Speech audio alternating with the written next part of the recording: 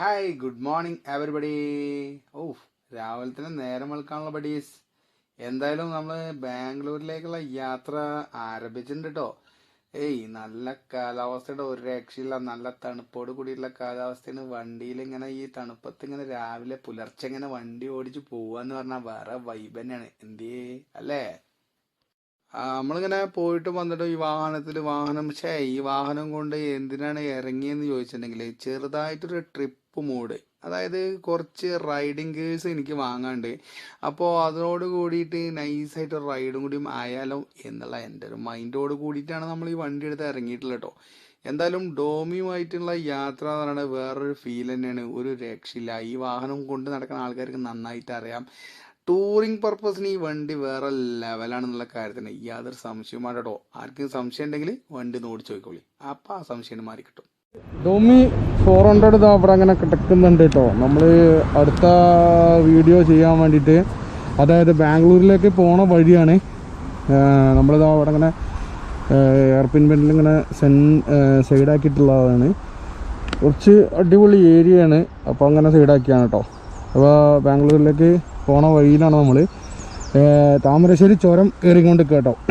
Luggage കൊണ്ടുവരാനുള്ള സെറ്റപ്പൊക്കെ ആയിട്ടാണ് പോകുന്നത്. എന്താവും, അതായത് നമ്മൾ ചിലപ്പോൾ വണ്ടിയിൽ KSRTCയിലോ അങ്ങനെ അല്ലെങ്കിൽ എന്തെങ്കിലും ചെയ്ത് വിടേണ്ടി വരും. ഇതിൽ കൊണ്ടുവരാൻ പറ്റണമാണെങ്കിൽ ഈ വണ്ടി തന്നെ നമ്മൾ കൊണ്ടുവരാനുള്ള പരിപാടിയാണ്. ടോപ്പ് ബോക്സ് വാങ്ങാൻ വിചാരിക്കുന്നുണ്ട്. അതുകൊണ്ട് തന്നെ റൈഡിങ് കിറ്റ്സ് ഏകദേശം നമ്മൾ റൈഡ് ചെയ്യുമ്പോൾ ഉപയോഗിക്കണ അത്യാവശ്യം സാധനങ്ങളൊക്കെ വാങ്ങാമെന്നുള്ള ലെവലിലാണ് നമ്മൾ പോണത് കേട്ടോ. അപ്പോൾ എന്തായാലും പോയി നോക്കാം അല്ലേ.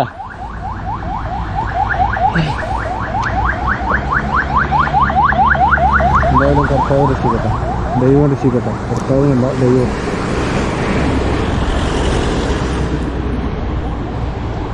അപ്പോൾ അതാണ് ഇതിൻ്റെ ഒരു സിറ്റുവേഷൻ. ഇതാണ് കേട്ടോ, ഞാൻ പറഞ്ഞില്ലേ. അപ്പോൾ നമ്മൾ പോയാലോ. ഡോമിനർ ഞാൻ സെലക്ട് ചെയ്യാനുള്ള മെയിൻ കാരണം എന്താ വെച്ചിട്ടുണ്ടെങ്കിൽ ടൂറിങ് പർപ്പസിനാണ് ഈ വണ്ടീൻ്റെ ഒരു ലെവൽ ഓഫ് വ്യൂ. ഒരു രക്ഷയില്ല. കാരണം ഇത്രയും ദൂരം, അതായത് ഏകദേശം ഒരു 10-80 കിലോമീറ്റർ ഇപ്പോൾ ഞാൻ ഓൾറെഡി റൺ ചെയ്ത് കഴിഞ്ഞു. ഇനിയും ഇതുവരെ ഒരു ക്ഷീണമായിട്ട് എനിക്ക് തോന്നിയിട്ടില്ല. സീറ്റ് കുറച്ച് വൈബ്രേഷൻ ഉണ്ടായതുകൊണ്ടാണ് അറിയാം, ചെറിയൊരു ബുദ്ധിമുട്ടുണ്ട് സീറ്റിന്. പക്ഷേ മറ്റുള്ള കാര്യങ്ങൾ, അതായത് വണ്ടി ഒന്ന് പെർഫോമൻസോട് കൂടി ഓടിക്കാനും അതുപോലെ തന്നെ ബ്രേക്കിങ് കാര്യങ്ങളും വലിയ രീതിയിലുള്ള കുഴപ്പങ്ങളൊന്നും ഇല്ല കേട്ടോ. സാധനം സെറ്റാണ്. പിന്നെ വണ്ടി ഡോമിനർ ടൂറർ എന്ന് തന്നെയാണ് പറയുന്നത് കേട്ടോ കമ്പനി. അതുകൊണ്ട് തന്നെ ടൂറ് പോകാൻ വണ്ടി സസ്പെൻഷനൊന്നും വലിയ കുഴപ്പമില്ല. എനിക്കിതുവരെ വലിയ കുഴപ്പങ്ങളൊന്നും ഉണ്ടായിട്ടില്ല. പിന്നെ ഗിയറിന് എന്തൊരു ചെറിയൊരു പ്രശ്നം എനിക്ക് ഫീൽ ചെയ്തിട്ടോ. ഗിയറിന്, അതായത് ചില സമയത്ത് ഗിയർ ചാടാത്ത രീതിയിലുള്ളൊരു സംഭവം. വയനാട് താമരശ്ശേരി ചുരത്തിലൂടെയാണ് നമ്മൾ പോയിക്കൊണ്ടിരിക്കുന്നത് കേട്ടോ.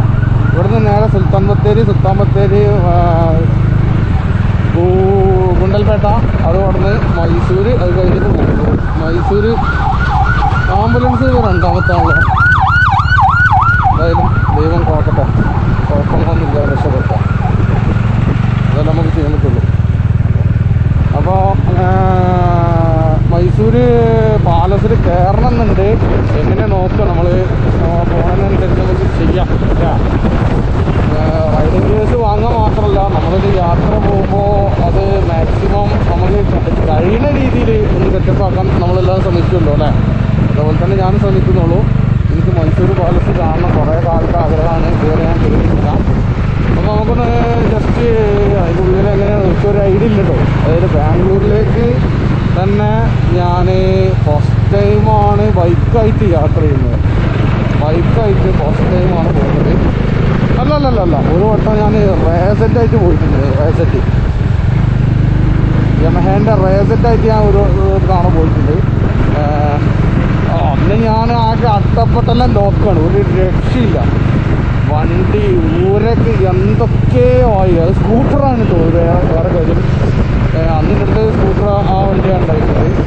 അതുകൊണ്ട് ആ വണ്ടിയിലാണ് പോയി. അത്യാവശ്യം നല്ല സീസണായിട്ടുള്ള സമയത്ത് ആയതുകൊണ്ടാണ് തോന്നുന്നുണ്ട് ഞാൻ അങ്ങനെ പോകാൻ കാരണം തോന്നുന്നുണ്ട്. അതായത് നല്ല റഷ് പ്രശ്നമാണെന്ന് പറഞ്ഞിട്ട് ബസ്സിന് ടിക്കറ്റ് കിട്ടിയില്ല, ട്രെയിനിന് ടിക്കറ്റ് കിട്ടിയില്ല. പിന്നെ ലോക്കൽ നോക്കുമ്പോൾ ഫ്രണ്ട്സൊക്കെ പറഞ്ഞു നല്ല റഷാണ് ഈ സമയത്ത്, ഈ ബസ്സിന് വരാൻ പറ്റിയ നോക്കുന്നു. അപ്പോൾ ബസ്സിൽ നോക്കുമ്പോൾ ബസ്സിനും ഇതുപോലെ തന്നെ നല്ല ടാസ്ക് ആയതുകൊണ്ട് ബസ്സിലും കയറാൻ പറ്റിയില്ല. അങ്ങനെയാണ് തോന്നുന്നുണ്ട് സ്കൂട്ടറായിട്ട് പോയിട്ട് ഐ. എന്തായാലും അന്നത്തെ പോക്ക് എന്ന് പറഞ്ഞിട്ടുണ്ടെങ്കിൽ 2 ദിവസം റെസ്റ്റ് എടുക്കേണ്ടി വന്നിട്ടുണ്ട്. ഒരു രക്ഷയില്ല. ഒരു ദിവസം രാവിലെ പോയി വൈകുന്നേരമൊക്കെ ആകുമ്പോൾ അവിടെ ഏകദേശം 8 മണിയാകുമ്പോൾ അവിടെ എത്തി. അന്ന് ടാസ്ക് എന്ന് പറഞ്ഞാൽ മാരക ടാസ്ക്, ഒരു രക്ഷയില്ലാത്ത ടാസ്ക്. കാരണം ആ റൂം എടുക്കേണ്ടി വന്നത് അവസ്ഥ കൊണ്ടാണ്. കാരണം ഓടിച്ച് എത്താൻ കഴിയണ്ടേ, സൂപ്പറായിട്ട് അവസ്ഥയാണ്. നല്ല വണ്ടികൾ എന്ന് പറയണമെങ്കിൽ അറിയില്ല. എന്തായാലും എന്താ പറയുക, ഈ വണ്ടിയായിട്ട് നടക്കണ കാര്യമില്ല. ഞാൻ നൈസിൽ ഇവിടുന്ന് 2 പിക്ക് അടിക്കണം എന്ന് ആഗ്രഹമുണ്ട്. നൈസിൽ പിക്ക് അടിച്ചാലോ ആലോചിക്കുന്നുണ്ട്. നൈസിൽ പിക്ക് അടിച്ചാൽ അങ്ങനെ ഉണ്ടാവും? നൈസാവൂലേ? നൈസാവണം.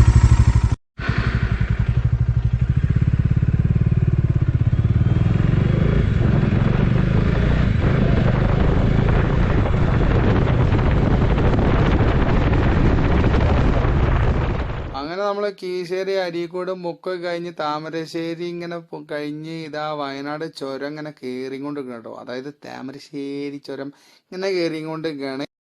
ഏയ് കാണുന്നുണ്ടോ താമരശ്ശേരി ചുരം. ചുരം എന്ന് പറയണത് വേറെ ലെവൽ ഓഫ് മൂഡാണ് കേട്ടോ, ഒരു രക്ഷയില്ല.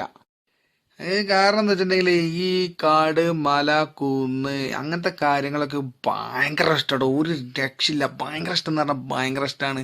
അതുപോലെ തന്നെ ഈ നല്ല കാലാവസ്ഥയിൽ ഈ ചുരം കയറുക എന്ന് പറയണമെങ്കിൽ അത് വേറൊരു ഫീലിംഗ് ആണ്. ഇത് ഈ വാഹനമായിട്ട് ഓടിച്ച ആൾക്കാർക്ക് എന്തായാലും മനസ്സിലാവത്തില്ല.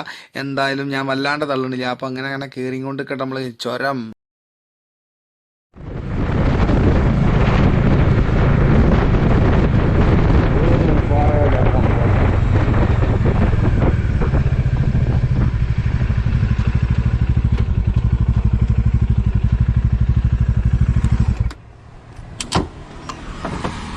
നമ്മളിപ്പോൾ ഇങ്ങനെ പോയിക്കൊണ്ടിരിക്കണത് ബന്ദിപ്പൂർ ഫോറസ്റ്റ് ഏരിയയിലൂടെ കേട്ടോ. അതായത് റോഡിലൂടെ നമ്മളിങ്ങനെ പോണ സമയത്ത് പല ഭാഗങ്ങളിലായിട്ട് മൃഗങ്ങളെ കാണാനുള്ള ചാൻസ് വളരെ കൂടുതലാണ്. അതായത് ആന, കുരങ്ങൻ, മാന് അങ്ങനത്തെ സംഭവങ്ങളൊക്കെ കാണാനുള്ള ചാൻസ് വളരെ കൂടുതലാണ്. അതുകൊണ്ട് തന്നെ നമ്മൾ അത്യാവശ്യം വലിയ രീതിയിലുള്ള സ്പീഡിലൊന്നുമല്ല പോണത്, ലിമിറ്റഡ് ആയിട്ടുള്ള സ്പീഡിലാണ് പോണത്. കാരണം മൃഗങ്ങൾക്കൊരു ബുദ്ധിമുട്ടുണ്ടാകരുത്, ആർക്കും ഉണ്ടാകരുത്, മൃഗങ്ങൾക്ക് പ്രത്യേകിച്ച്. കാരണം നമ്മൾ കാട് അതിക്രമിച്ചുകൊണ്ടാണ് നമ്മളൊരു റോഡ് ഉണ്ടാക്കിയത്, അതിലൂടെയാണ് പോയിക്കൊണ്ടിരിക്കുന്നത് കേട്ടോ. ശരിക്കും ഈ സ്ഥലത്തിൻ്റെ ഉടമകൾ മൃഗങ്ങളാണേ.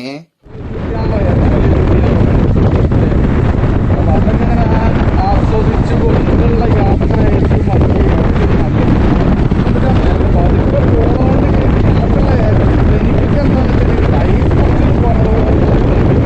പക്ഷേ നമുക്ക് കാണാവുന്ന മാക്സിമം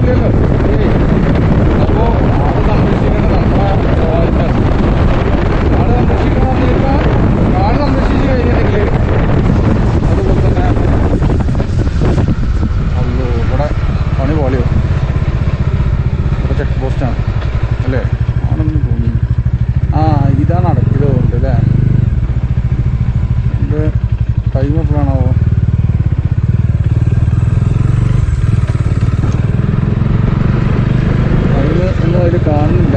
എന്തായാലും 6 മണിയോ അല്ലെങ്കിൽ 9 മണിയോ ഏതോ ഒന്നാണ് അടയ്ക്കുന്ന ടൈം കേട്ടോ. അപ്പോൾ അവിടെ 9 മണിക്ക് അടയ്ക്കുകയാണെന്ന് തോന്നുന്നു. അല്ലെങ്കിൽ അവിടെ 6 മണിക്ക് അടയ്ക്കുക. എങ്ങനെയാണ് നമുക്ക് ചോദിച്ചു നോക്കണമായിരിക്കും ഒന്നും കൂടി നല്ലത്, ബെറ്റർ ചോയ്സ്. നമ്മുടെ നാട്ടിൽ കടകട അമ്പിനേക്കാളും നല്ലത്, എത്രയോ നല്ലതാണ് ഈ ചെറിയ അമ്പ്. കാരണം എന്താ വെച്ചിട്ടുണ്ടെങ്കിൽ അത് വലിയ അമ്പാണ്, എന്നാലും നമുക്ക് വലിയ ബുദ്ധിമുട്ടുകളൊന്നും ഉണ്ടാക്കില്ല. നേരെ മറിച്ച് നമ്മൾ കടകട അമ്പുകൊണ്ട് നമുക്ക്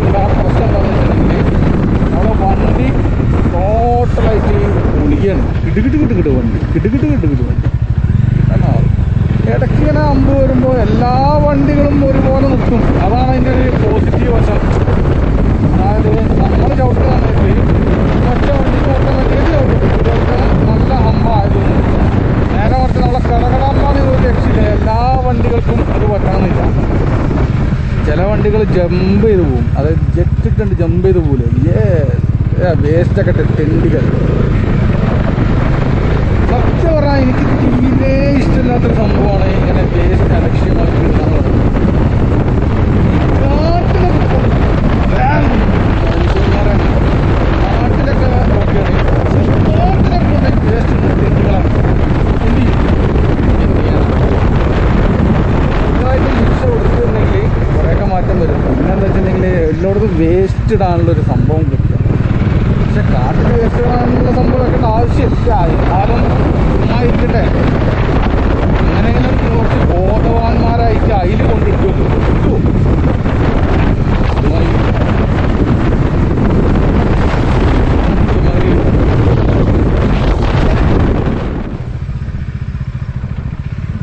നമ്മളെ ആനയിക്കാൻ വേണ്ടിയിട്ട് ഇവിടെ എന്തുണ്ട് കുരങ്ങന്മാരൊക്കെ ഉണ്ടായിട്ടിപ്പോൾ.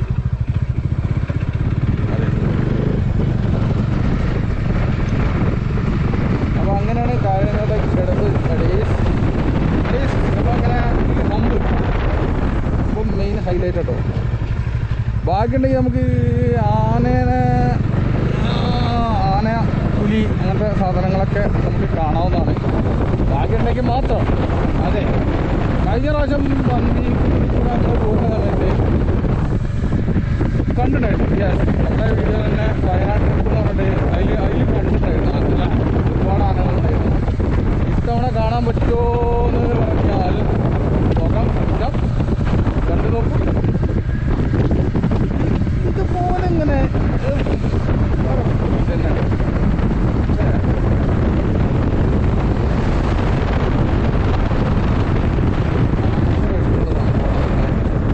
ബ്യൂട്ടി ആസ്വദിച്ചുകൊണ്ട് യാത്രയാണ്. കുറേ മരങ്ങളും ഇടയിലൂടെ കണ്ണത് ഭയങ്കര പക്ഷെ എന്താ പ്രശ്നം? എന്താ പ്രശ്നം? ഒരു പ്രശ്നമില്ല.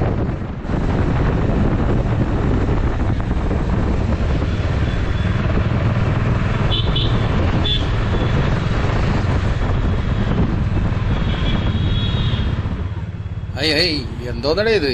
എങ്ങോട്ടാ ഇതിലൊക്കെ ഇത് വരുന്നത്? എൻ്റെ മോനെ ഒരു രക്ഷയില്ല.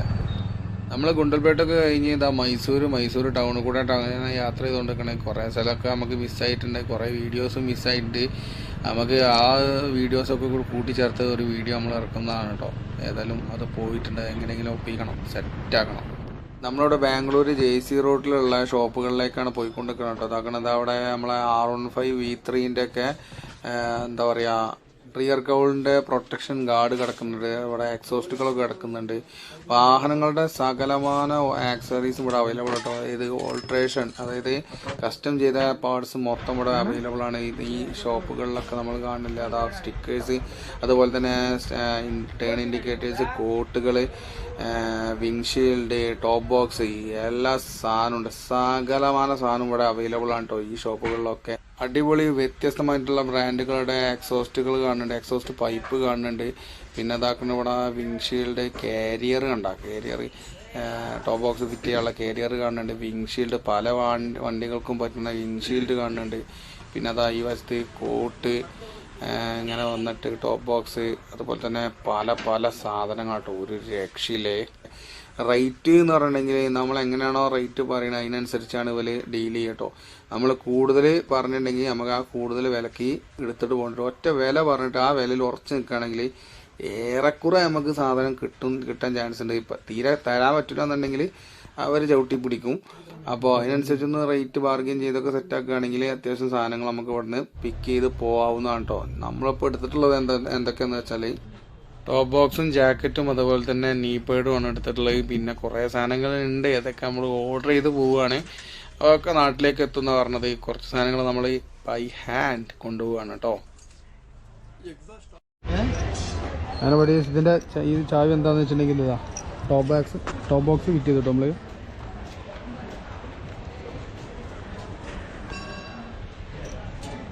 നമ്മളൊരു ദൂരയാത്രയ്ക്ക് 2 വീലറായിട്ട് പോണ സമയത്ത് നന്നായിട്ട് നമ്മൾ ബുദ്ധിമുട്ടുന്ന കാര്യമാണ് ലഗേജ് എവിടെയെങ്കിലും ഹോൾഡ് ചെയ്യുക. അല്ലെങ്കിൽ എവിടെയെങ്കിലും ഒരു ടൂറിസ്റ്റ് കേന്ദ്രങ്ങളിൽ കയറുന്ന സമയത്ത് ലഗേജ് വണ്ടീൻ്റെ മുകളിൽ വെച്ച് എങ്ങനെ പോകുന്നുള്ള പേടിയിലായിരിക്കും നമ്മൾ.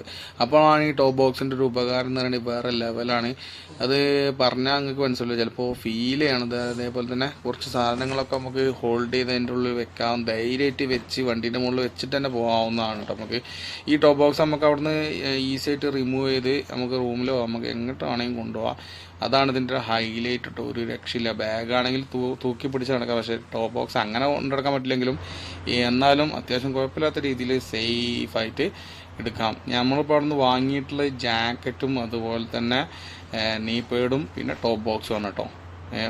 മെയിനായിട്ട് കുറേ കാര്യങ്ങളുണ്ട്, അത് വഴിയേ വരും. ബഡീസ്, ഈ വീഡിയോ നിങ്ങൾക്ക് എല്ലാവർക്കും ഇഷ്ടപ്പെട്ടു എന്ന് വിചാരിക്കുന്നു, ഉപകാരപ്പെട്ടു എന്ന് വിചാരിക്കുന്നു. അങ്ങനെ ഇന്നത്തെ നമ്മുടെ വീഡിയോ അവസാനിക്കണം. പക്ഷെ നമ്മുടെ വിഷയങ്ങൾ അവസാനിക്കുന്നില്ല. മറ്റൊരു വീഡിയോയുമായി വീണ്ടും കാണാമെന്നുള്ള ശുഭപ്രതീക്ഷയുടെ ഇറ്റ്സ് മീ സാംസൂര്യ സൈനിങ് ഓഫ്. പിന്നെ നിങ്ങൾ നമ്മളെ ചാനൽ ആദ്യമായിട്ടാണ് കാണുന്നുണ്ടെങ്കിൽ ലൈക്ക് ചെയ്യാനും ഷെയർ ചെയ്യാനും കമന്റ് ചെയ്യാനും മറക്കരുത്. പിന്നെ ബെല്ലൈക്കൺ എനേബിൾ ചെയ്തോളിട്ടോ. അപ്പോൾ കാണാം.